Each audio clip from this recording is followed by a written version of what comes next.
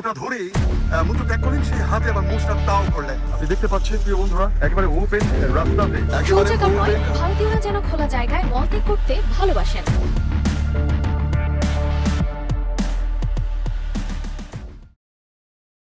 Hello guys, আসসালামু আলাইকুম। Guys, গতকালকে ইত্তেফাক পত্রিকার একটি খবর আমার চোখে পড়লো যে ভারতীয় গণমাধ্যম বাংলাদেশের দারিদ্রতা নিয়ে প্রতিবেদন করছে, কিন্তু সেই প্রতিবেদনে বাংলাদেশের অসাধ্য কোনো ছবি না, সেটা হচ্ছে গিয়ে ভারতের একটি বস্তির মানুষকে খাবার দেওয়া হচ্ছে ওই রকম বস্তির একটা ছবি, সেটা বাংলাদেশের ছবি বলে তারা চালিয়ে দিয়েছে, ভারতের গণমাধ্যম। তো গাইস, বিষয়টা কতটা হাস্যকর। নিজেদের দেশে গরিবের বা অসহায় মানুষের শেষ নাই, তারা আমাদের দেশ নিয়ে নিউজ করে।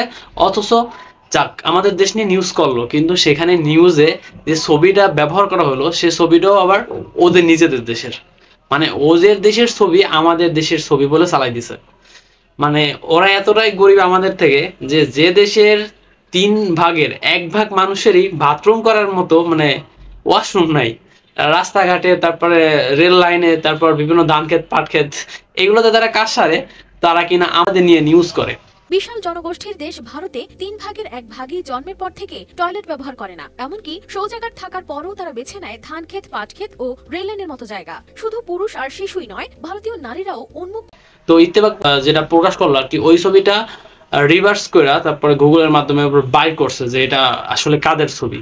তো আসুন আপনাদের সেই খবরের অংশটুকু পরে শোনাই। সততা যাচাইয়ের জন্য ছবিটি রিভার্স ইমেজ সার্চ করা হলে যুক্তরাষ্ট্র ভিত্তিক সংবাদ মাধ্যম সিএনবিসির একটি প্রতিবেদনে ছবিটি পাওয়া যায় এবং প্রতিবেদনটি 2021 সালের 19 মার্চ প্রকাশিত হয়। ভিডিও থেকে জানা যায় 2020 সালে কোভিড-19 চলাকালে লকডাউন শিথিল হওয়ার পর ভারতের নয়াদিল্লিতে একটি বস্তির শিশুরা বিনামূল্যে খাবার নিতে সারিবদ্ধভাবে দাঁড়িয়েছিল। ছবিটি তো গাইস, আমার কাছে বিষয়টা হাস্যকর লাগলো যে ওদের দেশে এত দারিদ্র, এত অসহায়, ওরা কেমনে আমাদের দেশ নিয়ে, আমরা তো মনে হয় ওদের দেশ থেকে অর্থনৈতিক দিক দিয়ে উপরে আছি, বা সামাজিক দিক দিয়ে, অর্থনৈতিক দিক দিয়ে ওদের থেকে আমরা অনেক অনেক ডেভেলপ করতে পারছি আমাদের দেশ। কিন্তু ওরা সবসময় আমাদের দেশ নিয়ে কিভাবে গুজব ছড়াবে, কিভাবে মিথ্যা রটনা করবে, এগুলো নিয়েই থাকে। তো ভারতের এই যে দেখলেন যে দেশ স্বাধীন হওয়ার পর 24শে আন্দোলনের পর কত পরিমাণে যে গুজব ছড়ালো আমাদের দেশ নিয়ে। আমার এই বিষয়টা সবচেয়ে হাস্যকর লাগলো যে বাংলাদেশের নিয়ে, যেমন বাংলাদেশ দারিদ্র, ঠিক আছে, কিন্তু এটা নিয়ে প্রতিবেদন করছে, কিন্তু ছবিটা আবার ওদের। মানে এটা হচ্ছে চোরের মার বড় গলার মতো। নিজেদের দেশের গরিবের অভাব নাই, এরা অন্য দেশের গরিব বা সংখ্যালঘু নিয়ে লাফালাফি করে। এই হচ্ছে ভারতের কাজ। পৃথিবীর ইতিহাসে একটাই জঘন্যতম, নিকৃষ্টতম কান্ট্রি আমার কাছে মনে হয়, একটা না দুইটা, ইসরায়েল আর এই ইন্ডিয়া, দুইটাই একেবারে গুইফর অবস্থা। তো এই খবরটা আপনাদের সাথে শেয়ার করলাম। তো কার কি মত অবশ্যই জানাবেন।